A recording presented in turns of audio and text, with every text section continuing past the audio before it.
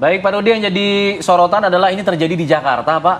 Kota besar, kota metropolitan. Nah, ini khawatirnya kasus-kasus serupa juga terjadi di wilayah-wilayah lainnya, di wilayah pelosok yang kemudian tidak viral, akhirnya tidak terselesaikan kasusnya. Nah, ini bagaimana kemudian DPR melihat hal seperti ini agar tidak terjadi di daerah lain dan tidak terjadi di Jakarta tentunya?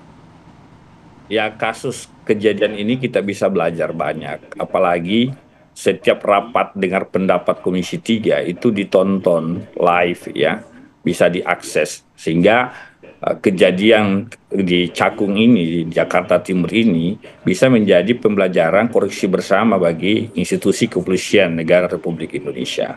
Bahwa prioritas pelayanan publiknya itu diperhatikan betul. Saya selalu mengatakan, kalau ada orang kecil, orang miskin, orang kaum marginal, yang kemudian mengadu, kemudian melapor karena ada dugaan tindak pidana misalkan, saya kira harusnya kepolisian negara itu memprioritaskan pelayanannya, ya. Justru orang-orang kecil inilah yang harus diutamakan menurut saya. Karena tadi ini kan Polri tugasnya melayani, mengayomi, melindungi, ya kan, penegakan hukum. Siapa yang dilindungi, siapa yang diayomi kan orang-orang kecil justru harus jadi skala prioritas menurut saya. Sekalipun Ya, kita Pak Rudi, Pak kedudukannya Rudi. sama di hadapan, jangan malah sebaliknya. Justru karena misalkan Baik, pelakunya orang berduit, orang kaya, lalu baik. kemudian hukum seakan tumpul. Kan tidak seperti itu. Kita tidak mau seperti itu. Ya, kita berharap Polri dengan rentetan peristiwa yang menurut saya perilaku oknum-oknum kepolisian ini yang menurunkan kepercayaan publik terhadap institusi Polri ini harus betul-betul berbenah, ya, sungguh-sungguh Baik, mengevaluasi secara menyeluruh, komprehensif, baik. ya, apa yang keliru, apa yang salah, apa yang perlu kita luruskan, ya, sehingga tidak ada lagi Pak Rudi, peristiwa seperti ini, ya. Dan baik. ini Pak Rudi, kalau Pak memang ada Kapolri, kemudian ya, muncul kalimat-kalimat seperti saya kaya, Anda miskin, kalau miskin nggak bisa lapor polisi, jangan-jangan memang masalahnya di anggaran, Pak. Jangan-jangan anggaran di tiap polsek, polresnya berbeda-beda atau kurang untuk bisa menangani sebuah kasus begitu, Pak. Kalau DPR pada saat memberikan ya, atau menganggarkan anggaran pada polisian, detail sampai ke polsek, polres untuk penanganan LP nggak sih, Pak? ya, sudah pasti anggaran di kepolisian negara kita ini dari tahun ke tahun itu sangat signifikan kenaikannya. Tahun ini anggaran di 2024 totalnya ada 134 triliun. Saya kira ya mungkin kalau di Padang masih kurang dan sebagainya, tapi dibanding cukup besar, sehingga Baik, kalau baik. ada alasan anggaran di bawah, saya kira itu tidak masuk akal lah, apalagi hanya pelaporan pengaduan. Harusnya ketika bukti-buktinya nyata jelas, ya harusnya ditindaklanjuti Ya, segera. Cuma oke. memang yang jadi problem adalah apa yang harus kita tanamkan dalam teman-teman anggota Polri ini adalah tanggung jawab, ya, seperti Oke, kata baik. Pak Sigit, ada namanya transparansi, ada namanya apa namanya responsibilitas, ya, dari kawan-kawan, cepat merespon, tanggung Baik. jawab itu yang harus kita Transparansi dan tekankan tanggung kepada jawab. seluruh anggota Polri. Baik, kita catat. Pak Rudi, baik, terima kasih.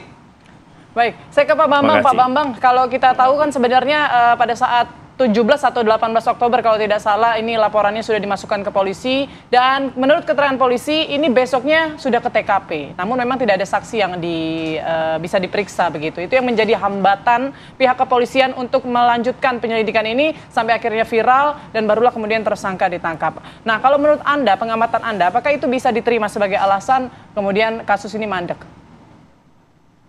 Ya, tentu tidak bisa diterima ya.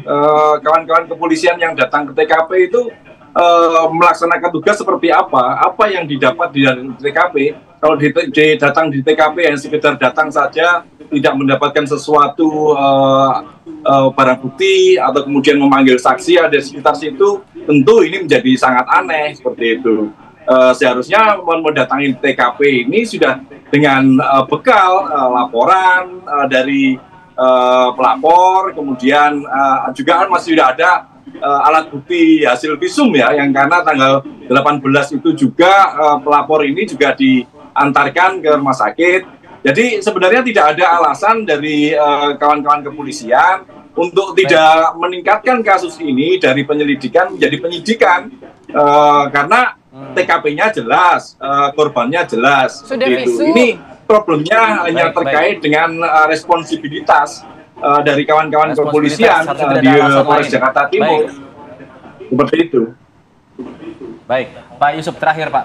Harusnya tidak ada alasan lain untuk kemudian tidak melanjutkan kasus ini, termasuk soal anggaran yang katanya tiap tahun juga sudah nambah Iya. sebenarnya. Ini masalahnya di mana? Kemudian kalau memang masalah di anggaran, harusnya idealnya berapa Pak untuk anggaran per Polsek, per Polres untuk menangani sebuah laporan polisi? Atau perlaporan mungkin? Atau perlaporan, iya.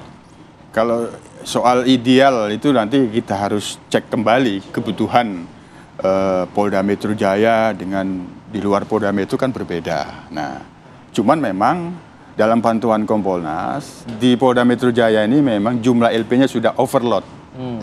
Itu pasti mempengaruhi kinerja percepatan penanganan. Hanya tadi kita kembali saja ke budaya melayaninya itu.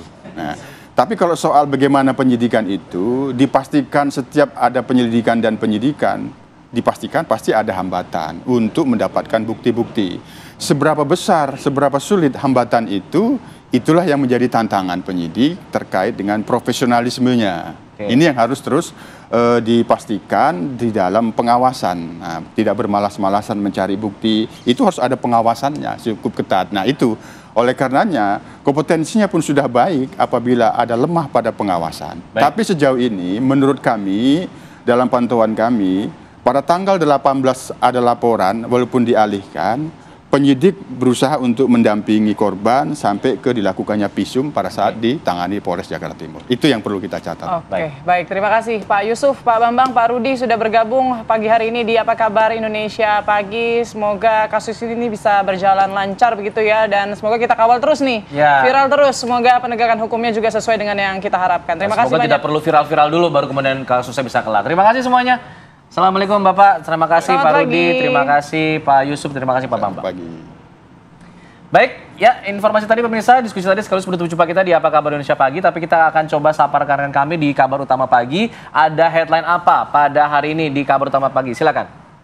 Ya baik Alfat, Putri dan juga pemirsa, nanti di Kabar Utama Pagi kita akan membahas rangkaian informasi menarik yang sudah kami siapkan untuk Anda pemirsa, di mana ini ada dari kepolisian. Pertama ini ada polwan yang mengamuk, terus kemudian juga kedua ya ini ada korban, di mana korban ini diketahui diduga ini membantu pihak kepolisian, tapi nyatanya bertimbang balik karena hingga saat ini kami juga masih menunggu bagaimana kronologi kejadiannya dan juga kepastiannya bagaimana sebetulnya korban tersebut ini bisa membantu pihak kepolisian. Nanti kita akan hadirkan informasinya pemirsa dan juga akan berbincang langsung bersama dengan istri dari korban tersebut. Jadi jangan lupa saksikan Kabar Utama bersama saya Rehana Meja sesaat lagi untuk Anda.